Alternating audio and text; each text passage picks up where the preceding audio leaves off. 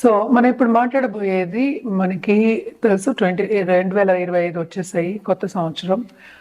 రాశి ఫలితాలు కూడా మనం మాట్లాడుకున్నాం. ఎవ్రీ నెల రాశి ఫలితాలు చెప్పడం అలవాటే కదా, ఈ ఛానల్కి చాలా చెప్పున్నాను. ఇప్పుడు మేజర్ ఈవెంట్ 2025లో ఒకటి జరగబోతోంది. అంటే 6 ప్లానెట్స్ మనకి ఒక చోట ఒక హౌస్లో ఉండబోతున్నాయి. అంటే ఏ రోజు ఏమిటి అనేది మాట్లాడదాము. ఇది ఎక్కడ జరుగుతోంది అంటే మీనంలో జరుగుతోంది. అది March 30th జరుగుతోంది. ఏమేమి ప్లానెట్స్ ఉన్నాయి అనేది కూడా చూద్దాము. అంటే శని మనకి తెలుసు March 29th మూవ్ అవుతున్నారు. అలాగే ఏంటంటే ఇప్పుడు మార్చ్ 2025 నేను మాట్లాడేది. జూపిటర్ ఏమో ఇంకా మార్చ్లో మనకి వృషభంలోనే ఉన్నారు. అండ్ మార్స్ అంటే ఏంటి, కుజుడు ఏంటంటే మనకి తెలుసు స్తంభించిపోయి ఉన్నారు. And also Mithunam and also మనకి ఏంటంటే మన కర్కాటకానికి అంటే నీచిపడి కూడా ఉన్నారనమాట, పైకి కిందకి వెళ్తూ ఉన్నారు. సో మిగతా 6 ప్లానెట్స్ అంటే ఏంటంటే ఇప్పుడు మనకి మూడ్ని కూడా మనం ఇక్కడ చేర్చుకుంటున్నాము. సో శని ఏమో నేను ఇందాక చెప్పినట్టు కుంభం నుంచి మనకి మీనం March 29th వెళ్తున్నారు. అలాగే ఏంటంటే సన్ ఏంటంటే March 13th 14th మనకి మీనానికి వెళ్తున్నారు అనమాట.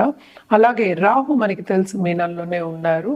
అలాగే ఏంటంటే మూన్ కూడా ఈరోజు అందులోనే ఉండబోతున్నారు అనమాట. అలాగే వీనస్ కూడా మనకి తెలుసు ఇప్పుడు మీనంలోకి వస్తున్నారనమాట, especially March 30th. And also బుధుడు కూడా ఇదే రాశిలో March 30th ఉంటున్నారు. మనకి తెలుసు చంద్రుడు 2 రోజులకు ఒకసారి మారుతూ ఉంటారు కనుక ఇది ఒక 2 రోజుల వరకే, 2 రోజులు 3 రోజుల వరకే 6 కూటమి జరిగిపోతుంది. 6 ప్లానెట్స్ లేకపోతే 5 ప్లానెట్స్ కూటమి అంటే ఒక మంత్ వరకు ఉంటుంది. దీన్ని బట్టి ఏంటంటే మిగతా రాసుల వారికి ఎలా ఉంటుంది, ఏ రాసుల వాళ్ళకి ఎలా ఉంటుందో మనం మాట్లాడబోతున్నాము. ఫస్ట్ ఏంటంటే మనకు చెప్పాల్సింది, ఎప్పటికైనా సరే మిశ్రమ ఫలితాలు మనం ఎక్కువ చెప్తూ ఉంటాము. అంటే ఏంటంటే కొన్ని విషయాల్లో బాగుంటే కొన్ని విషయాల్లో బాగుండకపోవచ్చు. అలాగే అన్ని రాసులకి బాగుండాలని లేదు కదా. సో ఏమేమి రాశికి చాలా బాగుందో మనం చూద్దాము. మీనానికి బాగుంటుంది, మేషానికి బాగుంటుంది, అలాగే ఏంటంటే మిథునానికి బాగుంటుంది, అలాగే ధనుర్కి బాగుంది అని చెప్పాలన్నమాట.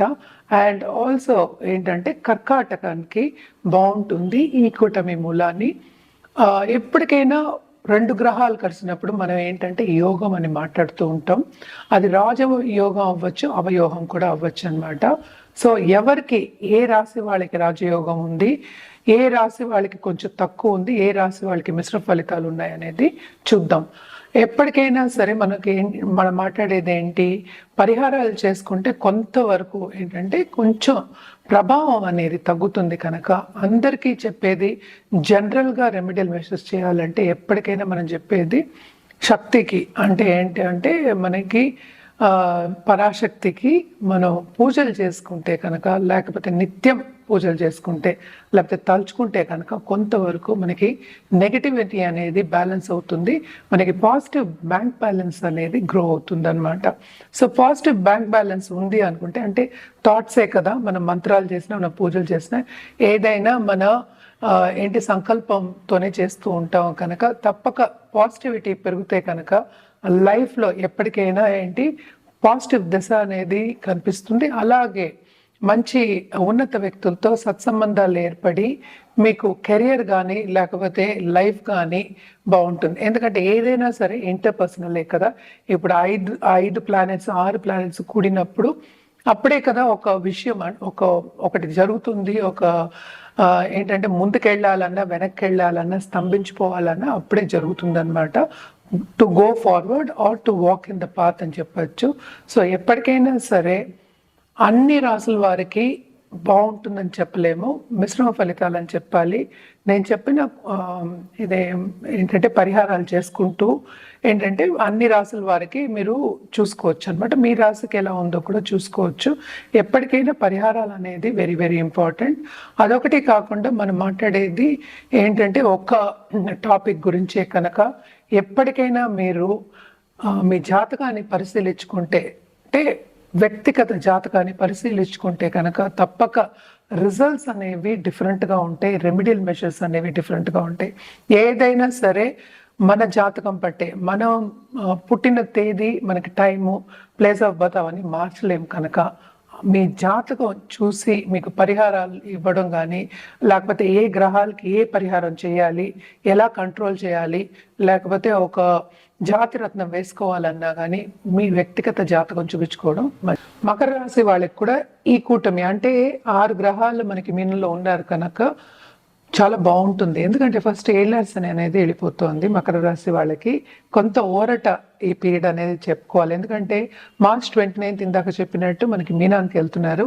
ఈ రాశికి అధిపతి కూడా సంచారం 3వ ఇంట్లో జరుగుతోంది కనుక క్రియేటివిటీ అనేది డెవలప్ అవుతుంది, ఆపర్చునిటీస్ ప్లెంటీ వస్తాయి, నిరుద్యోగులకి ఉద్యోగ అవకాశం వస్తుంది. అలాగే ఏంటంటే శ్రమపడి చదువుకున్న వాళ్ళకి, ఇప్పటి వరకు సక్సెస్ అవ్వని వాళ్ళందరికీ ఊరట, మంచి దారి అనేది కనిపిస్తుంది, ముందుకెళ్లే ఛాన్సెస్ అనేవి ఎక్కువ కనిపిస్తున్నాయి.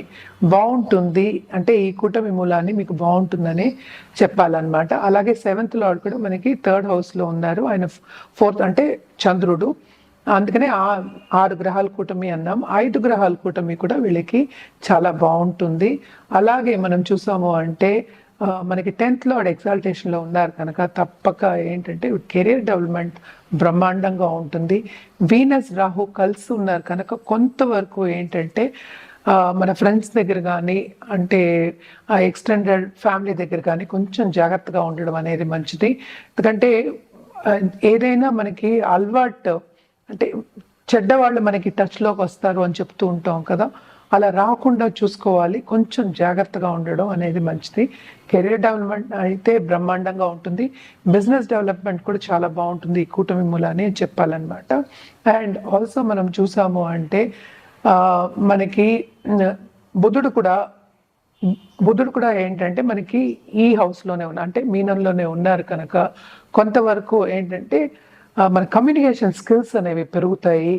ఆన్లైన్ బిజినెస్, నేను ఇందాక చెప్పినట్టు బిజినెస్ చేసే వాళ్ళకి బ్రహ్మాండంగా ఉంటుంది, కొత్త కొత్త బిజినెస్ ఆపర్చునిటీస్ వస్తాయి. అలాగే కెరియర్ డెవలప్మెంట్ అనేది పెరుగుతుంది. కొత్తగా బిజినెస్ చేయాలనే వాళ్ళకి, లేకపోతే ఇన్వెన్షన్స్ చేసే వాళ్ళందరికీ తప్పక ఈ ఫ్యూచర్లో మంచివి కనుగొని ముందుకు సాగే ఒక ఈ గ్రహ కూటమి అని చెప్పచ్చు, మంచి సపోర్ట్ ఇస్తుంది మకర రాశి వాళ్ళకి. అండ్ ఆల్సో పరిహారం విషయానికి వస్తే కనుక శనికి పరిహారం చేయాలి తప్పక ఫస్ట్. ఎందుకంటే ఈ మూమెంట్ స్టార్ట్ అయినప్పుడు కొంచెం డిఫికల్ట్ అవ్వచ్చు, కానీ అది కూడా పాజిటివ్ రిజల్ట్సే కనిపిస్తుంది కనుక పరిహారాలు చేస్తే ఇంకా బాగుంటుంది. తప్పక శనికి నవగ్రహాల చుట్టూ ప్రదక్షిణ చేయడం 108 సార్లు చేయడం మంచిది. అలాగే శని స్తోత్రం చదువుకోవడం మంచిది. అలాగే ఏంటంటే ధర్మక్షేత్రాలు సందర్శించడం, శని సింగపూర్ కానీ లేకపోతే శని ఉన్న ఒక టెంపుల్స్ కానీ వెళ్ళి సందర్శించుకోవడం మంచిది.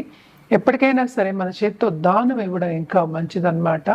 ఆ రోజు ఒక నల్ల కుక్కకి మనం ఆహారం పెట్టడం, అంటే సాటర్డే నేను చెప్పేది, ఈ నెలన్నర రోజు పెట్టడం మంచిది. అంటే 6 శనివారాలే వస్తాయి కనుక పెట్టడం మంచిది. అండ్ ఆల్సో కొంచెం బ్లాక్ ఎక్కువ వాడడం మంచిదన్నమాట. కొంచెం జాగ్రత్తగా చూసుకోవాలి అందరూ వెళ్ళేవాళ్ళు. అండ్ ఆల్సో ఏంటంటే అందరూ అన్ని ఆల్ ఓవర్ ద వరల్డ్ నుంచి మనకి హిందువులు వచ్చి చేసుకునే ఒక పండగ అన్నమాట, అతిపెద్ద పండగ. అలాగే ఈ అమావాస్య రోజు ఇదేంటంటే పౌర్ణమి రోజు స్టార్ట్ అవుతుంది.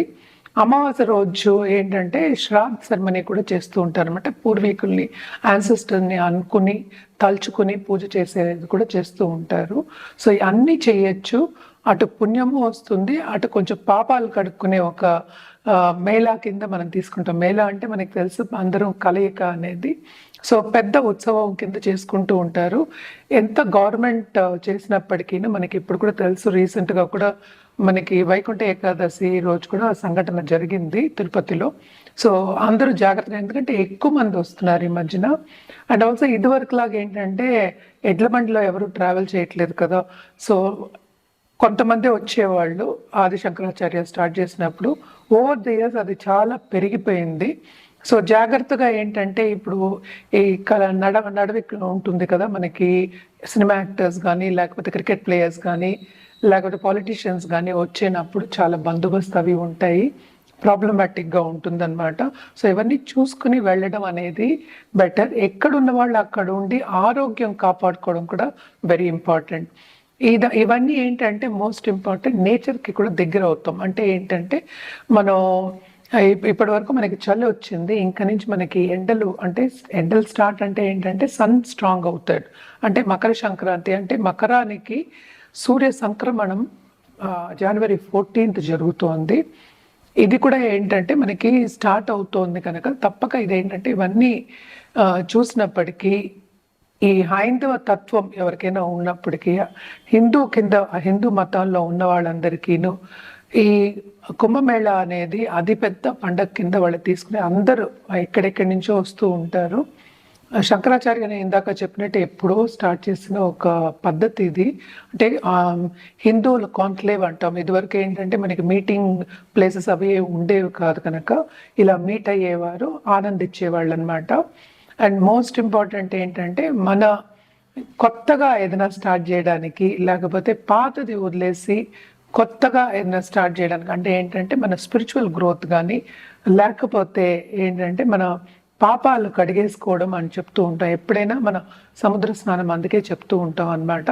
ఇవన్నీ చేయడానికి ప్రయాగ్ లాంటి ప్లేస్లో, అంటే అలహాబాద్లో ఈ సంగమంలో ఏంటంటే ఈరోజు ఈ టైంలో ఇది మొత్తం నీళ్ళన్నీ అమృతం కింద మారుతాయి కనుక మనకి హెల్త్, అలాగే వెల్త్, ఇంకోటి ఏంటంటే స్పిరిచువల్ ప్రోగ్రెస్ వస్తుందనే ఒక నమ్మకం మీద ఇవన్నీ అటెండ్ అవ్వడం కానీ, లేకపోతే అక్కడికి వెళ్ళి ఈ కార్యక్రమాలు చేయడం కానీ వెరీ వెరీ ఇంపార్టెంట్ అనమాట. బట్ జాగ్రత్త పడడం కూడా నేను చెప్పాను, కొంచెం జాగ్రత్తగా చూసుకుని వెళ్ళడం అనేది వెరీ ఇంపార్టెంట్. చేయడం వెరీ ఇంపార్టెంట్, మన జాగ్రత్తలో ఉండడం కూడా వెరీ ఇంపార్టెంట్. కట్ ఎంత 8 minutes వచ్చిందా?